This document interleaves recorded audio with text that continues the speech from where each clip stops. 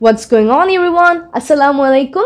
Today we're going to look at some water vehicles. আজকে আমরা দেখব পানির কিছু যানবাহনের নাম ইংরেজিতে।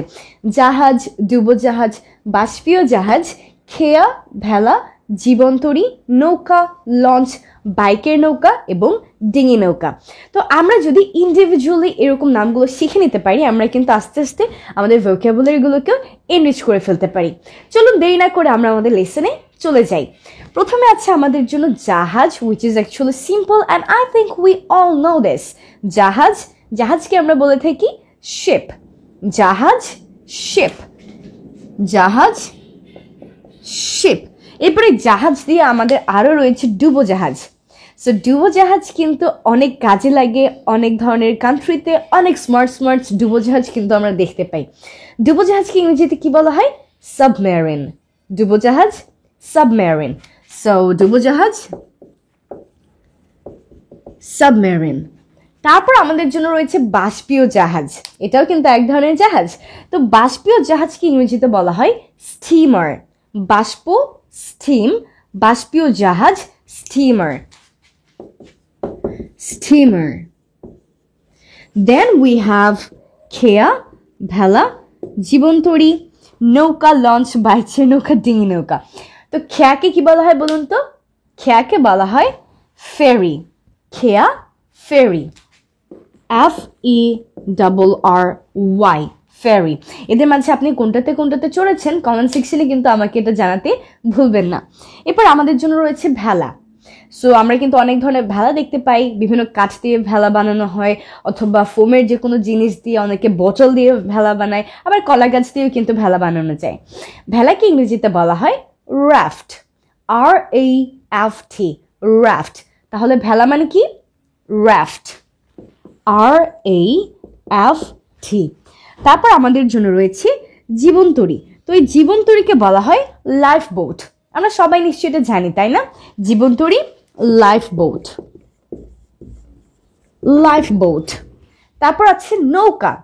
এটা তো most common and I think there isn't a single person who doesn't know this. নৌকা, বোট। তারপর আছে লঞ্চ, যেটা ম্যাক্সিমাম দেখা যায় বরিশাল ঢাকার রুটে, তাই না? কারণ ঢাকা থেকে বরিশালে যেতে হলে কিন্তু সবাই লঞ্চই ইউজ করে থাকে।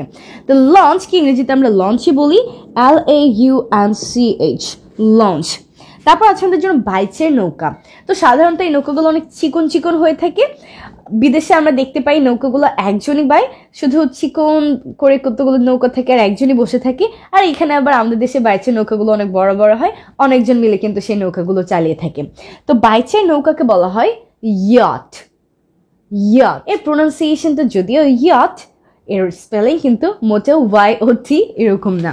Spelling is YACHT, YACHT, and we can pronounce it like yacht. And সবার শেষে আমাদের জন্য রয়েছে ডিঙি নৌকা। তো ডিঙি নৌকাকে আমরা বলে থাকি ক্যানো। Canoe, CANOE। দেখে ক্যানোই বলা যাবে না, বলতে হবে কি? ক্যানো।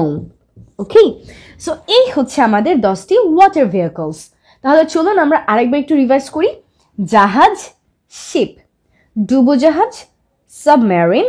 বাষ্পীয় জাহাজ, স্টিমার। মনে রাখা খুবই সহজ, বাষ্প মানে স্টিম, বাষ্পীয় জাহাজ স্টিমার।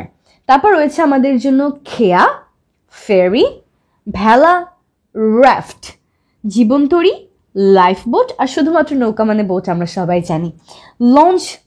লঞ্চ, বাইচের নৌকা, ইয়াট।